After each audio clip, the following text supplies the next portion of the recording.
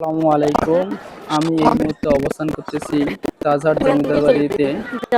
আজকে মনে হচ্ছে বিভিন্ন এলাকা থেকে, বিভিন্ন প্রতিষ্ঠান থেকে অনেক দর্শনার্থী এসেছে। লোকজনে পরিপূর্ণ। এদিকে বাচ্চারা দোলনায় দোল খাচ্ছে।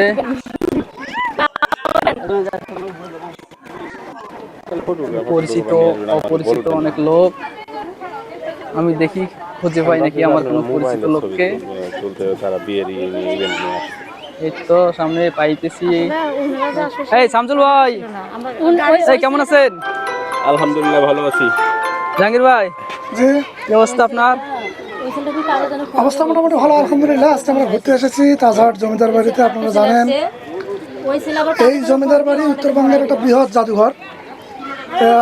আসলে আজ থেকে অনেকদিন আগে, ঠিক কতদিন আগে আমি জানি না, আপনারা যে দেখতে পাচ্ছেন পিছনে যে ভবন, এটি আসলে একসময় হাইকোর্ট ছিল।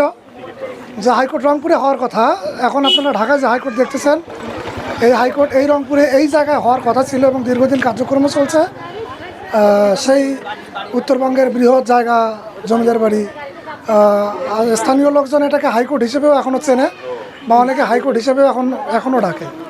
তো যাই হোক, আপনারা আপনি তো এখানেই থাকেন, হ্যাঁ, বাজারের কাছাকাছি।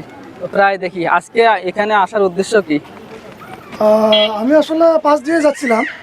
কোথায় গেছিলেন? ভিতরে অনেক লোকজনের সমাগম। কোথায় গেছিলেন মূলত? আমি পাশে একটা কমিউনিটি সেন্টারে বিয়ার দাওয়াতে গেছিলাম। আমরা দাওয়াত খেয়ে স্কুলের গাড়ি সহ, স্কুলের স্যার ম্যাডামরা সহ আসতেছিলাম। তো লোকজনের অনেক সমাগম দেখে আমারও ইচ্ছা হলো। তো যদিও বাড়ির পাশে জমিদার বাড়ি, অনেকবার এসেছি, কিন্তু আজকে কেন জানি ভিন্ন লোকে ভিন্ন রকমের একটা ভালো লাগা কাজ করতেছিল, এই জন্য ঢুকে বললাম।